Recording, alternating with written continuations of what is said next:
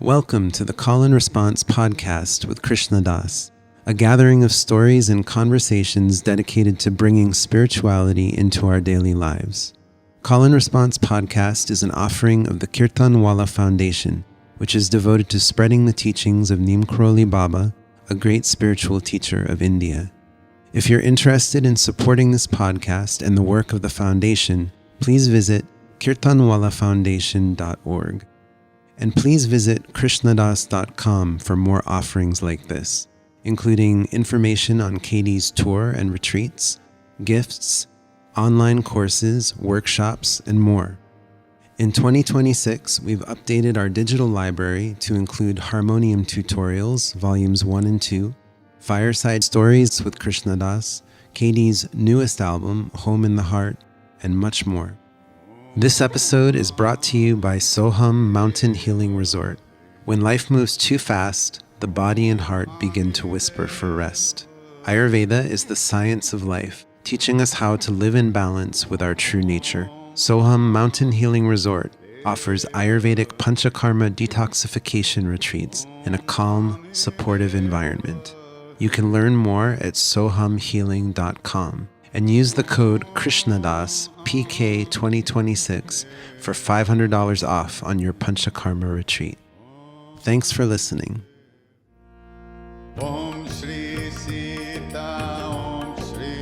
My conversations are usually not recorded, probably for good reason.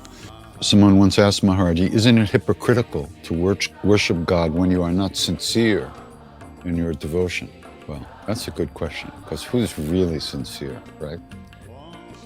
So many people come and talk to me and share their issues with me and problems on the path. And I always say, you have the longing, and you know what you're looking for. And the longing, on one hand, it ruins your life. And on the other hand, it saves your life at the same time. Hi. Yeah. Could you tell us about the saints that you met this summer? Yes, I can tell you, you'll never find them. Yeah. Well, I'll tell you about one Baba that we met. He's easily over 100. He looks like he's over 100 too. He couldn't sit up straight. And he was in his devotees built like a small little temple room for him, and he would sit in front of the murti and just give out prasad all day. But we walked in, and then there's like maybe 30, 40 people in this tiny room, people sitting on the floor, talking on their phones, dogs walking through, the ladies talking, the men coming and going, and it was like walking into somebody's living room, but the guy was sitting there, And we brought some laddus, and we held him. He couldn't pick his head up. He was sitting like this. But he took a pinch from each tray of laddu. And the guy his devotee said, oh, he accepted your prasad. That's very good. And we just sat down on the bench there for about half an hour and just watched this crazy scene like a circus, people talking, coming, and the Baba's sitting there, And then we left. It was great. There was a beautiful banyan tree just outside the little room, right on the banks of this river. So he must have been like sitting under the tree for 50 years or so, And people started coming to him for this and that. And then they built him a room, a temple. He just sits there. Fantastic.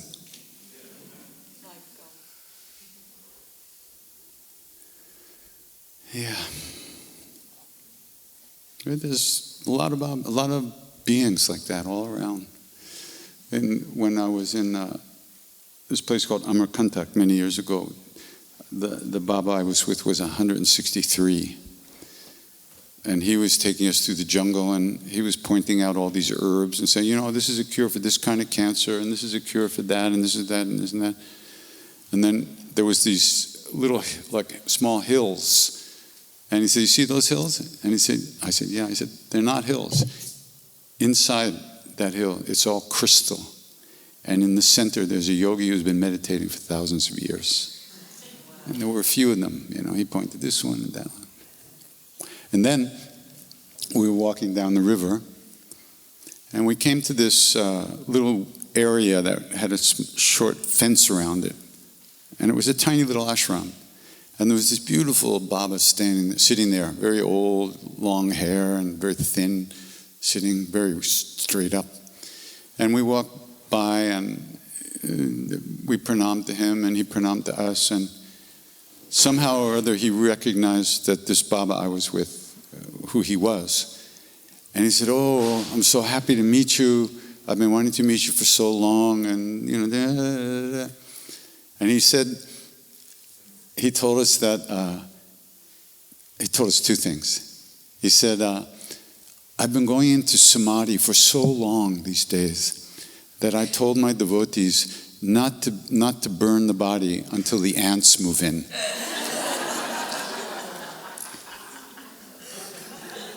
Okay.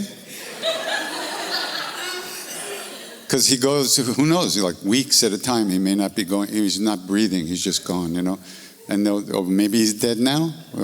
Wait, did the ants move in? No, not yet? Okay, we'll wait.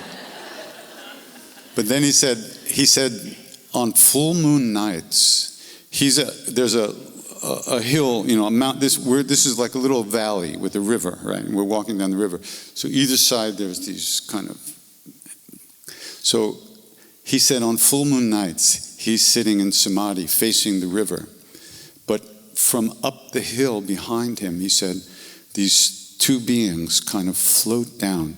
One is a male, a yogi, about 16 feet tall. And the other one's a yogini, and she was about 12 feet tall. And they silently float down. And as they pass where the ashram is, they open his eyes so he can see them. And they go down all the way to the river and bathe. And he's sitting there, with his eyes. And then they come back, and as soon as they pass him, his eyes close again. And he goes back into samadhi. They open his eyes so he can have their darshan. India. It's just like, what is going on here? Say what?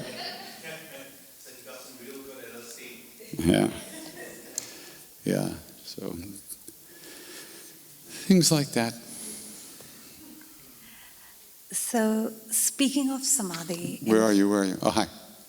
In Flow of Grace, I think you talked about somebody who went in front of you in samadhi, and you said you experienced it once while on LSD and the second time without it, but have you experienced it since then? And can you describe what does going into samadhi and what does that feeling even mean? I said that again. You're talking about somebody else? Yeah, in Flow of Grace, You said somebody in front of you was teaching you how to go into meditate and then go into samadhi, and they actually just like... No, Tiwari was teaching me a prayer. And he just went into samadhi singing it. Yeah, that's okay, it. Sorry. Yeah. So can you describe, No. What does that mean? I don't know what it means. I've never been there myself, so what can I tell you? But you said you did, right? Like once or maybe twice. I lied. I don't know. Or maybe I'm lying now. I don't know. You're lying now. You think so? No, first of all, I don't know. I don't know what samadhi is. No, I don't. I've had some experiences, but mostly they're not describable, actually. There's been times when I've completely disappeared, as far as I know. But I'm still here, so I couldn't have completely disappeared. So I don't know what to tell you. What does disappearing mean? Like, what do you mean when you say, I completely... You could say unconscious. You could say unconscious, but it's not really exactly what it was. But it felt like kind of... It's like when you go to sleep, but you're not asleep. You see? That's why you don't talk about it. It doesn't make any sense. Does it happen while doing... it doesn't happen while driving, as far as I know. Does it happen while doing kirtan? I don't know. I don't know what happens when I do kirtan. I'm doing kirtan. You want me to think about it? I won't. People ask me a lot of times, what did you feel when you sing? How the fuck am I supposed to know? I'm singing. I'm not writing down what happened. What's happening? Whatever happens, I just let it go. I don't make a note. Hello, goodbye, Ram. That's it. And then, but you're here. That's the difference. You're more present. You're aware of the sound of the name, and you know that the bass player's fucking up again. All kinds of things happening. He can take it. Hello. I woke him up.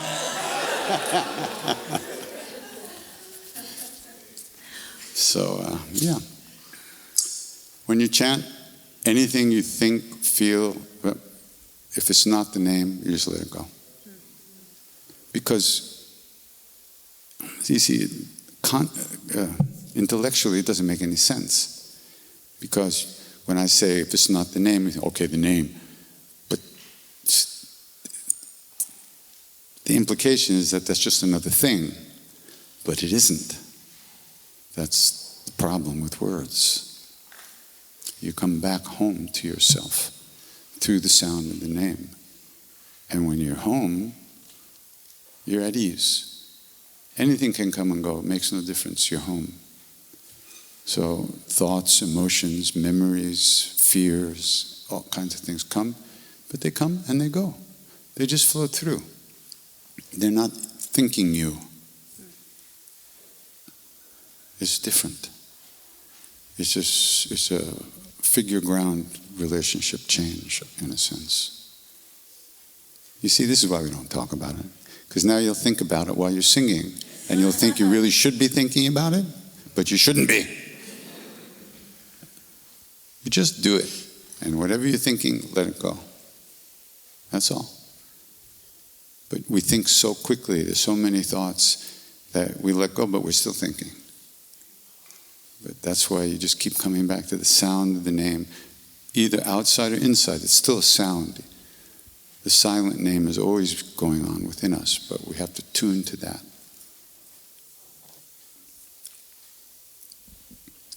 What is the role of other people in all of this? There are no other people. Well, okay. We can react to people, we can need people, we can be each other.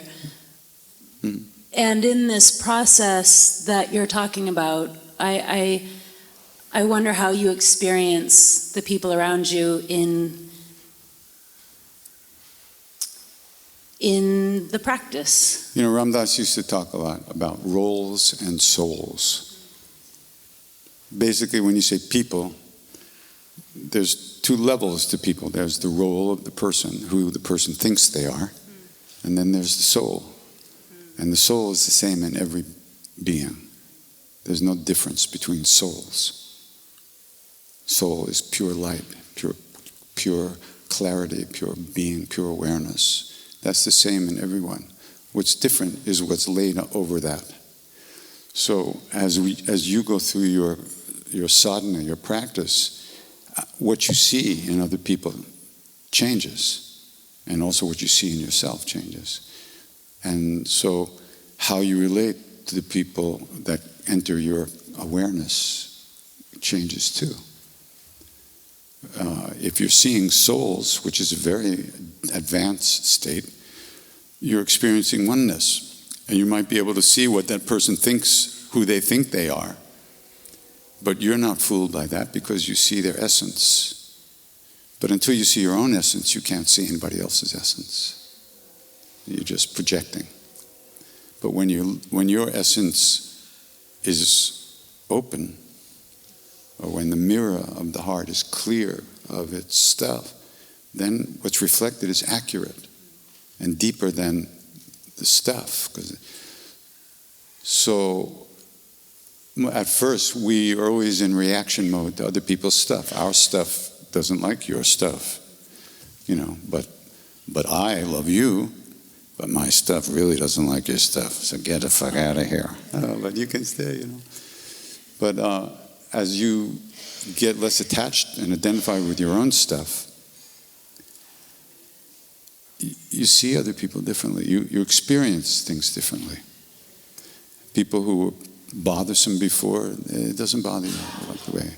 Or who you identified as something before, you don't see them the same way. You're not stuck in that reactive mode. It opens up, and there's much more space in it, and you could call that love. There's much more acceptance. You can see people's pain.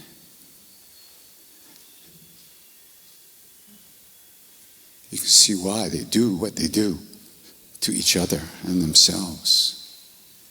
And it opens your own heart. And you no longer judge and react against that, because you see how people, what they do, and you see yourself. You know, okay, we think we're on the path, we're making some effort. All the people, this very small percentage of people on the planet doing this, look what they're doing. It's horrific. But they can't help themselves. And that's horrific. It's terrible. But we can barely help ourselves once in a while. And yet we're ready to judge other people and react all the time. Right? So, not easy. That's why we cultivate things like kindness and compassion and loving kindness. Because something's going to be going on in there all the time. If we just allow those habitual reactive things to go on unimpeded, they just create more of that. So we try to substitute, through practice, we try to kind of sneak in a little kindness, sneak in a little compassion. We kind of develop different habits of thinking, because it's just habits all the time. Mindless, stupid, habitual, reactive habits. That's how we go through the day, most of us, our whole lives. So what we want to do is create different habits that will bring to us what we want, will free us from that other stuff. That's what cultivating compassion is about. That's what loving kindness practice is about. That's what the repetition of the name is about. Reminding us to come home again and again.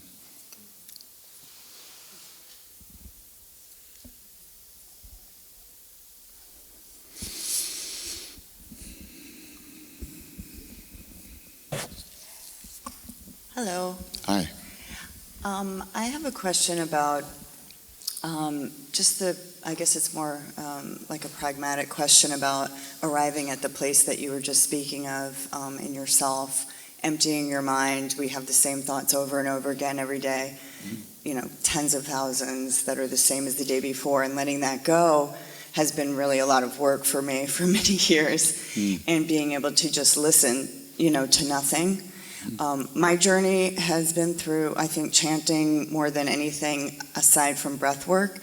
And so I'm just wondering, I don't know how much breath work you've done in your work with chanting and how that relates, and if you have any advice on how breath work and chanting work together, physically as well as just in the sense of letting go. For me, it's been very helpful, more so than what the deities mean. And so when you mean breath work, what are you talking about?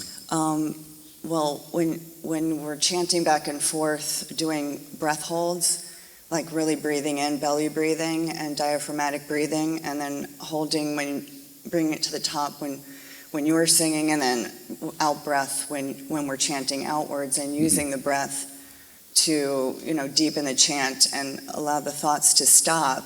And just how has that practice worked for you? Do you know, what do you know about that? And how that works together. I know it ain't chanting. That's all I can tell you. You might just do it naturally because you're. I don't think about that. But breath work, you can suppress thoughts by calming them, the breathing. But you don't kill them. They just come back. through the name, you can actually remove the triggers for those thoughts. It's a different practice. But pranayama is very useful in calming. It can calm the mind and the thoughts, slow down the thoughts and give you a little hit. But there's no destruction of the thinking mechanism or the triggers for those thoughts. It's temporary, very temporary. But the name is different. That's what they say. I can't prove it to you. Thank you. But that's what they say. So, whatever happens, if you're chanting the way I chant, I don't think about anything. I don't worry about what my breath is doing. I might have to worry about my stomach is doing, depending on where I've been, but because I have to sing for 2 more hours before I can get to a bathroom. So, but other than that, it's pretty much, I don't really think about it. So I would, I would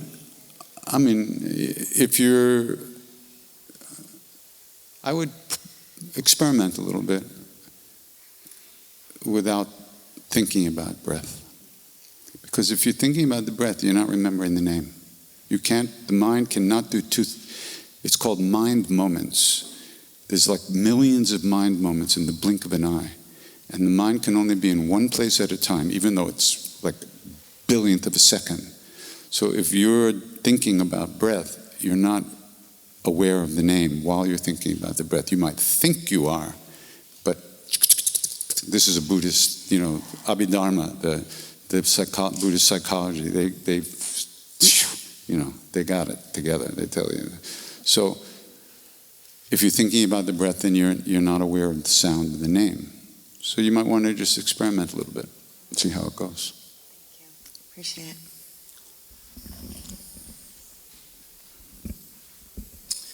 Okay, then somebody back there, right?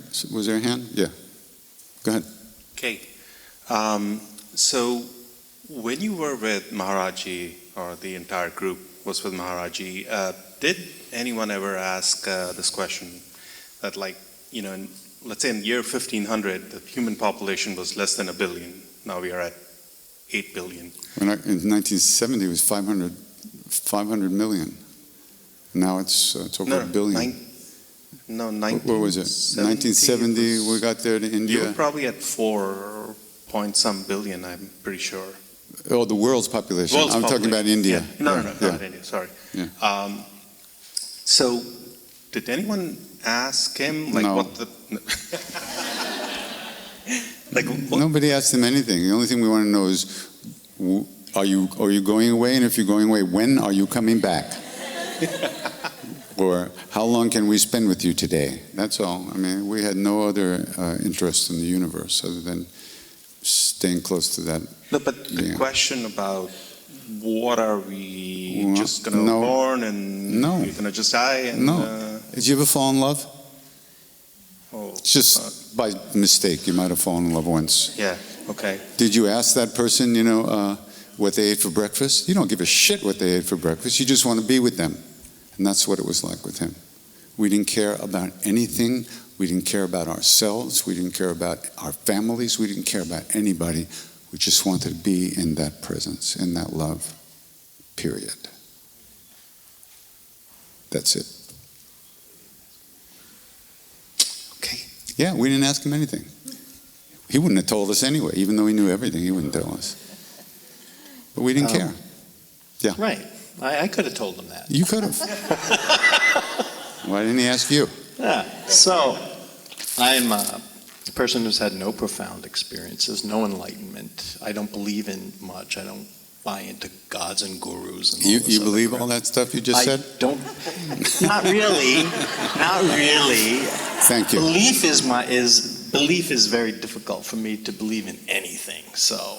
You think so, but you believe who you think you are. Yeah, right. You can keep, going back and back in that. Why not? Yeah, I know, but where do you end up? What do you Right do? here. You gotta take care of the kids. You gotta eat. You gotta drive the car. You gotta work. Right. Yeah, you wound up completely called Satchit Ananda. That's where you wind up. Satchit. And you can still stop at the red and go on the green. What is Satchitananda again? Truth, consciousness, bliss. Truth conscious. Awareness, Reality, The bliss awareness. is that's the thing I don't get a lot of. Because to me, life. Sorry to hear that. Life. Try life some is, drugs. Well, like you, it's been a while, but I'm thinking about it again. I keep thinking maybe I should take some acid, and then I thought Maybe that. my would help. arms and legs will probably fall off. I have no idea what will happen. Yeah. I think I'll wait. So I guess the question is, when you have these, 1% of life is wonderful, 1% of life is really, really bad. The rest of it is just kind of meh, as they say. You sure of those percentages? I didn't do a scientific study. Yeah, I figured.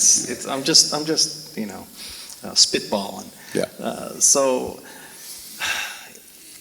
even you seem to somehow continue on and maintain both a sense of humor and a sense of love or a sense of interest in life. How do you do that?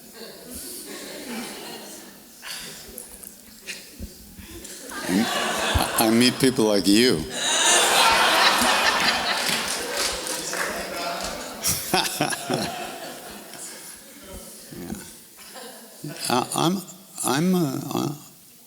I'm an atheist, I think.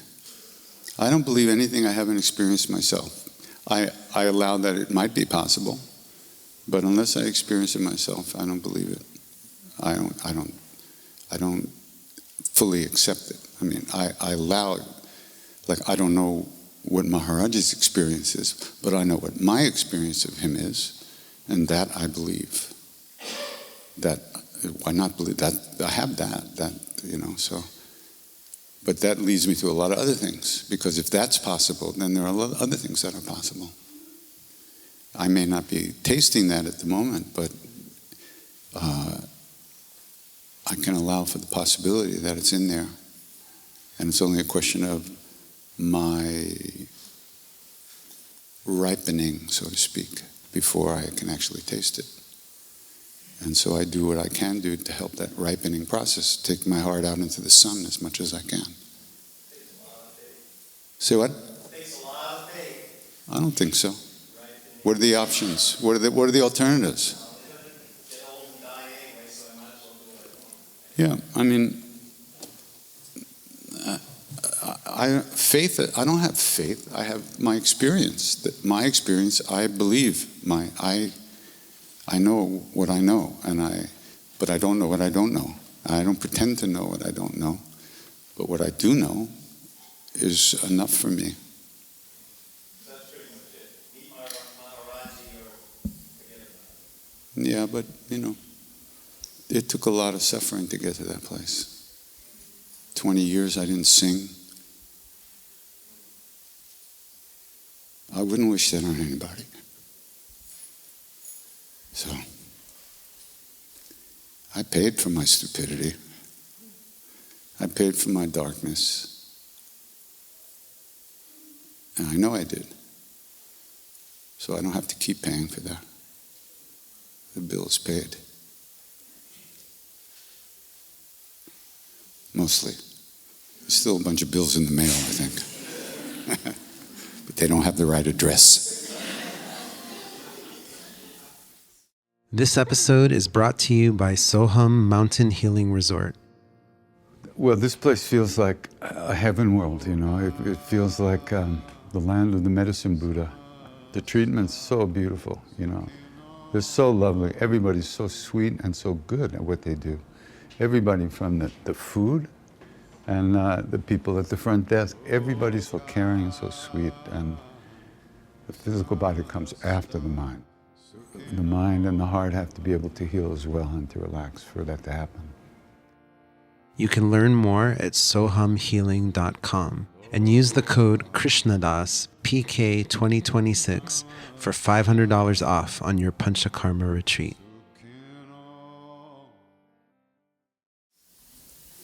Back there, yeah, hi, okay. Thank you. First of all, thank you so much for your gift of music that has brought me to my practice and my mat for I thought you were going to decades. say, brought me to my knees. And that, yes, it has. Oh, not that way. So thank you for that. My mother is turning 90, and I've found in the past few years this incredible new relationship that I have with her softening, I think sort of becoming nobody.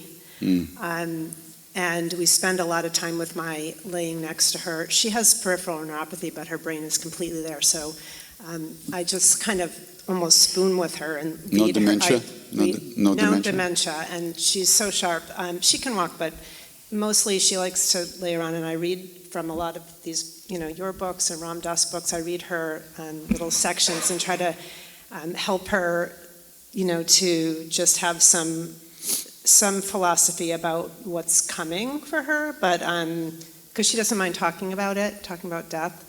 But for me, she's almost become like a little guru to me. Like I just want to be by her side, and even being here this weekend is hard for me not to be with her because I don't know when she's going to go, and I have this incredible fear building that I'm going to not be there or not have spent enough time, or I'm teaching too many yoga classes. Well, why am I doing that? I should be laying by my mom.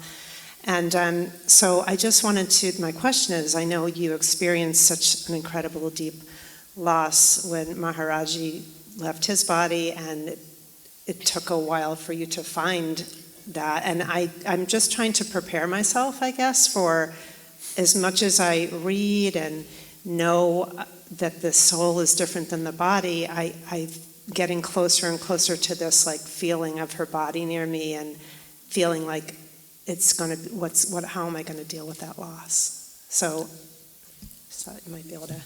Well, you're dealing with it the way you're going to deal with it.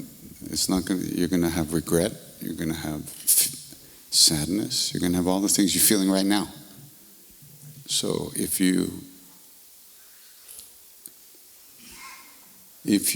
allow yourself to enjoy these moments more, you'll have less regret later that you didn't, right?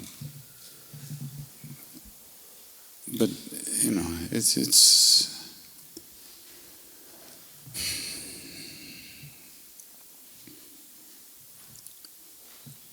how you live is how you die. And the only thing we take with us is our state of mind.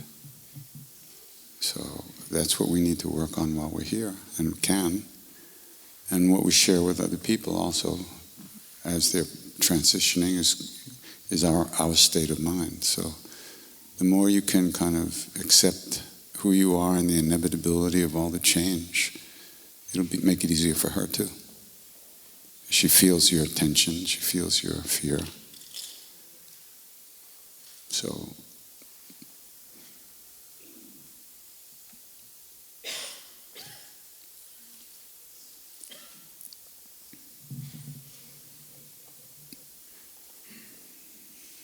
yeah.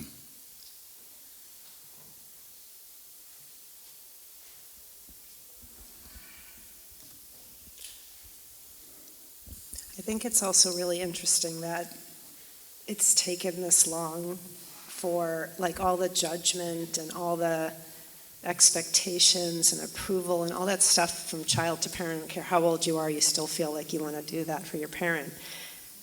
And it's all like melted away now, and there's like this beauty of this relationship, and I guess I feel like this process is helping me to do that now in my life, and not wait till I'm in my last couple of years of my life where I can just be so loving and accepting. So that's been really helpful. Also, your mother's probably lost a lot of her stuff too, her attachment to her stuff and identification with her stuff, so that helps. So there's less, stuff there.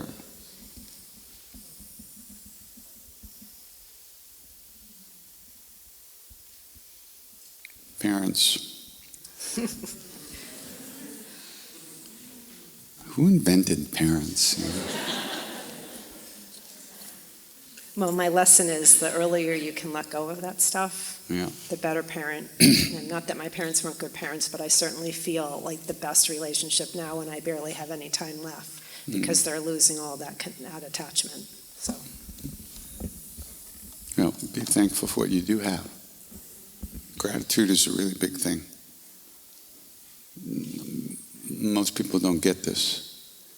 Either their parents go right away while they're still alienated from them or angry at them or something else. So you have this opportunity. So whether you, and don't give yourself such a hard time about, oh, I'm not doing the best I can.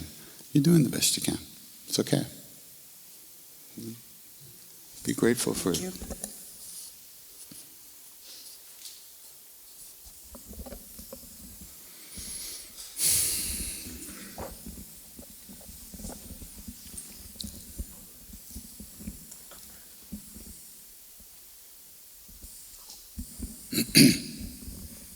Who's it for?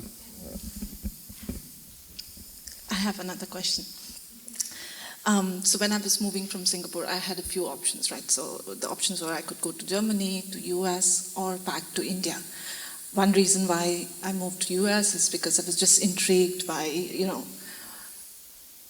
yourself and Ramdas. I mean, they come from such a different culture, and still the internal journey you must have gone through to be there in India and to connect and kind of articulate the wisdom. I just wanted to get a feel of what the culture here is firsthand.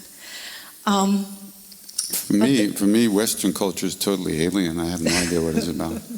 I'm at home in India. The minute my feet hit the ground, I went, oh, finally, made it.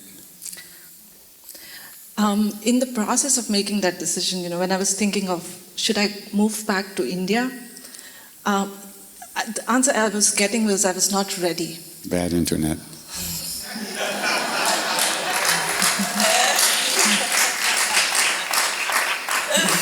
It was getting better.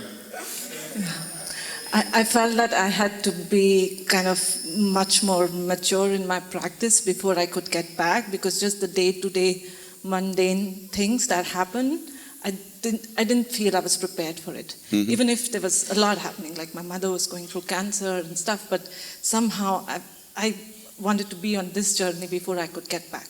So now when I think, I've kind of at least known what it feels like to be here and what your journey must have been. Now when I think about when am I going to go back to India, I do have that longing, but my struggle is to understand whether India symbolizes for me going back to my past, or does it really symbolize going back to my roots? I really struggle with that. And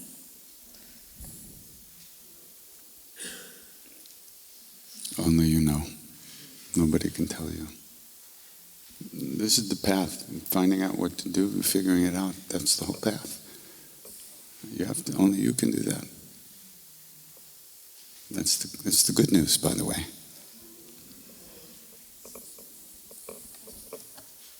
Even Maharaji never told us what to do, except go away. And he knew everything.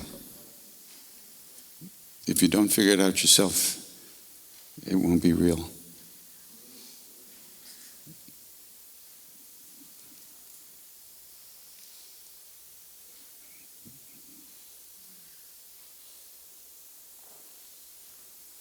He never told me to sing with people. If he had told me to sing with people, 100% guaranteed I wouldn't be doing it. Really. It's just, I'm that way. You tell me to stand up, I sit down. That's another Springsteen song. It had to come from inside. It had to be what I needed to do for me.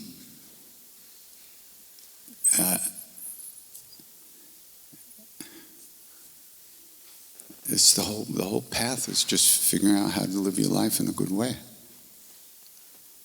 What else could it be?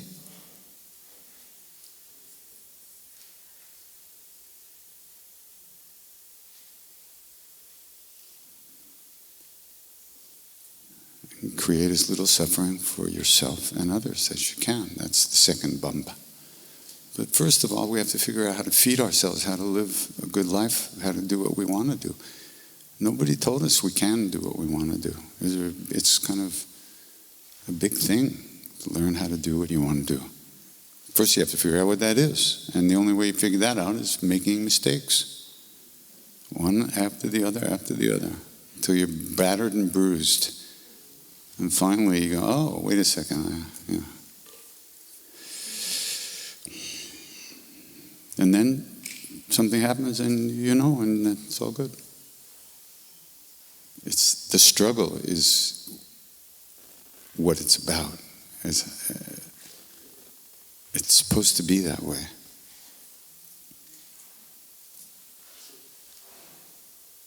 Otherwise, you'd never know when there's no struggle.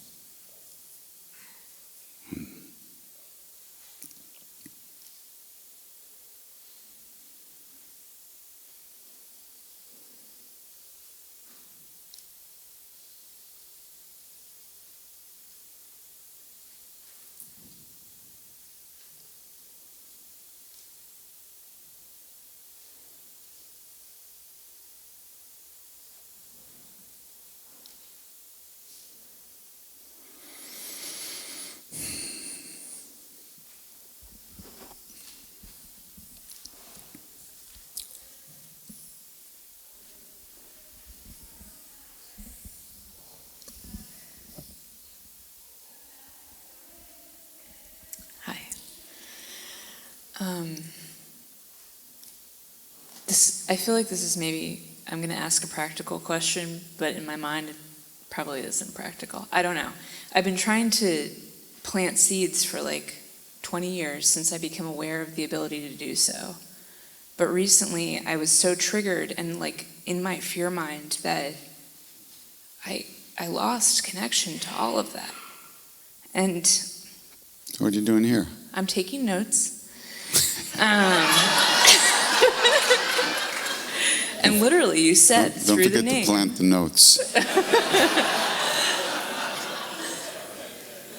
Through the name, you can remove the triggers for those thoughts. Hmm? I mean, what is? Can you just talk more about that? Like, what does that look like? No. You have to keep repeating the name to find out what it means. But if those are the seeds, it's like. Well, you don't stand there. You don't. I just They're not planted a growing. seed. It's been 32 seconds. What the fuck is going on here? Hey, grow, goddammit! I mean, I should have some trees by now. Like what? You know. Oh yeah, you say so. Right. When you plant a seed, you plant a seed. You don't stand over it and what the fuck? What you been here? Well, I'm beating Just keep myself up planting. over it, you know. Yeah, so you're planting those seeds too. Yeah. That's nice. It's okay. Because the more aware you are of it, the more shallow those seeds are planted. The easier they die, so to speak.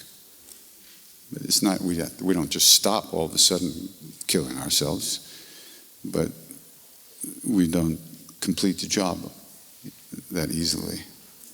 We live to plant more seeds. But the other part of it, you plant the seeds and then you live your life. You don't stand there waiting for them to grow. You just do your practice and you live your life. That's all. You don't demand that your practice make you happy. You don't demand that your practice give you this. You don't demand anything from your practice. The doing of the practice is enough. But we don't like that because we want this and we want that and we want this and we want that. That's not what it's about. And the motivation that you have, all the stuff you bring to every moment, that also goes with the seeds. So your fear, the anxiety, the wanting this, the wanting that goes in there with the seed too. Everything goes into that. So that's why you just keep letting go and coming back. That's a seed. That's the seed. The letting go is the seed. But it's not like, okay, I'm planting a seed now. No, you just let go and you come back to the sound of the name. That's it. That's how the seed gets planted. The seed is of coming home, coming back. It doesn't say what it's going to feel like. It doesn't say how long it's going to last. It doesn't say if somebody's going to pat you on the back. It doesn't say if your hair is going to uncurl itself or curl itself at that point. It just says, well, you're back. and then you're gone again. So the rest of the day, what do? You just try to be, you try not to hurt other people. You try to treat people the way you would like to be treated. You try to remember that. Next time you get cut off on the highway, and before you get your shotgun out of the back of the car, right? That's not easy to remember. But over time, there's more space to it, more space, less reactiveness, more spaciousness, more presence. Don't give yourself such a hard time. I'll try. If you can help it. But you can't help it, so might as well enjoy it then. Oh, there she goes again. Oh, why do you? Oh, it's okay. You can do that. Yeah. Invite it in. So, oh, you're back again. Didn't you just leave? Okay, have some tea. What did you have last time? Here, Just keep noticing how they go, they come, they go, they come, they go, they come. And through the day, you can notice too. You don't have to write it down, but you just can see how reactive you got. But then there's another reaction on top of that, judging yourself. That's the stuff that really stings. Because we're so programmed to judge ourselves. But if we didn't judge ourselves, if we didn't have that internal dialogue, guess what? There'd be no place in the whole universe where it was. It'd be nowhere. So if you don't have that thought, it doesn't exist anywhere. We're doing it to ourselves. And that's the good news, because if we're doing it to ourselves, we can stop doing it to ourselves. Nobody else is doing it to us, regardless of what brought us to that point, the external realities. That's already in the past. This is this moment, and it's still going on. That's the good news, believe it or not. If you didn't see it, you just keep piling more shit on. But when you see it, some of the shit falls off to the side. Some percentage. Yeah. So, just try to be good to people and try to notice other people.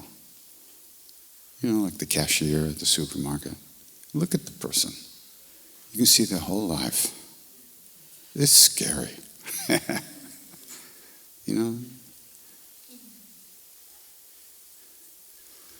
Walk down the aisles of the supermarket.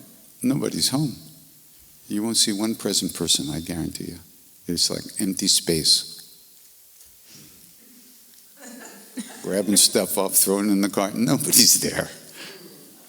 These days, they're probably listening to a podcast of Krishna Das, thinking that they're really present.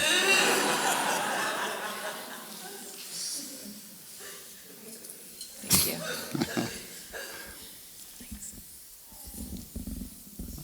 Anybody? We still have like 40 more days here. Okay. It's never going to end. Okay. I first wanted to thank everyone who's asked your really intimate questions, because I think I dismiss my own, or I say, I don't need an answer from KD, I'll find it inside. And yet I still really love listening to your answers. So thank you, everybody, for asking those questions. And the question I permit myself to ask feels really light.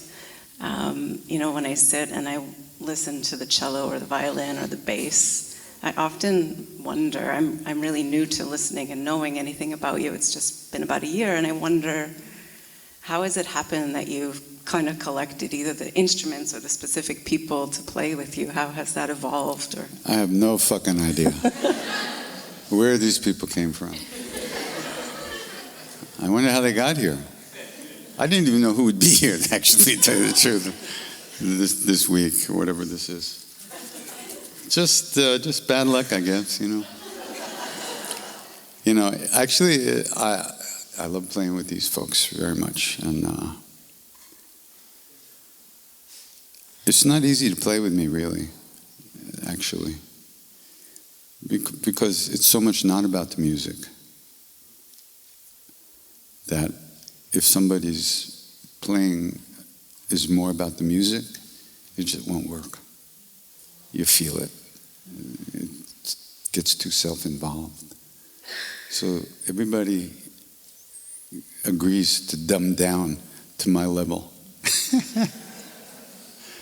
And they play with me. They sign the contract. I agree to dumb down for 3 hours every night that we play. So,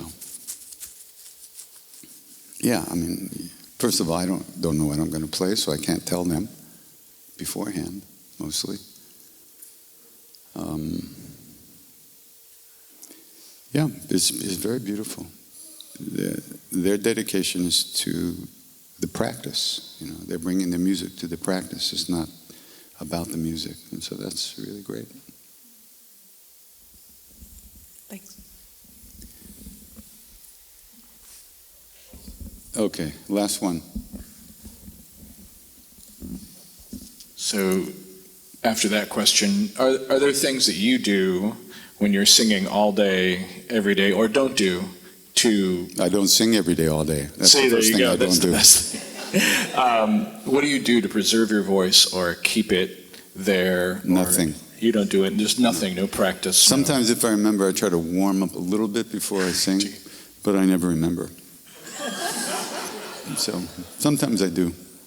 If I'm really out on the road singing a lot every night or every other night, I try to remember to warm up a little bit.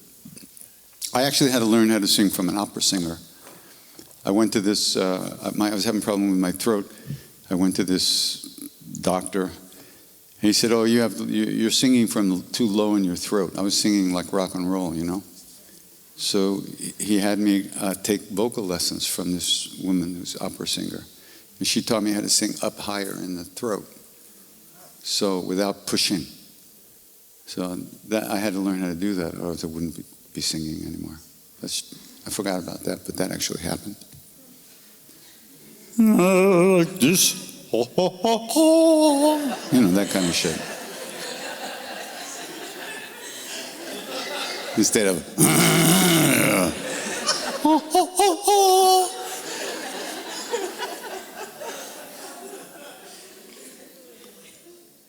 Okay? On that note, see you later.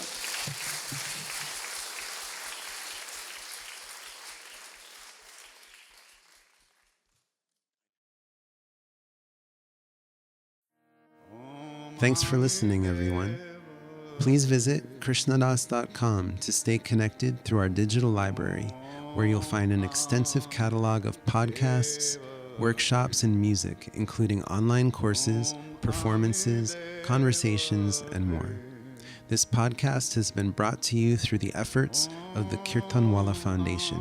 For more information, please visit kirtanwallahfoundation.org.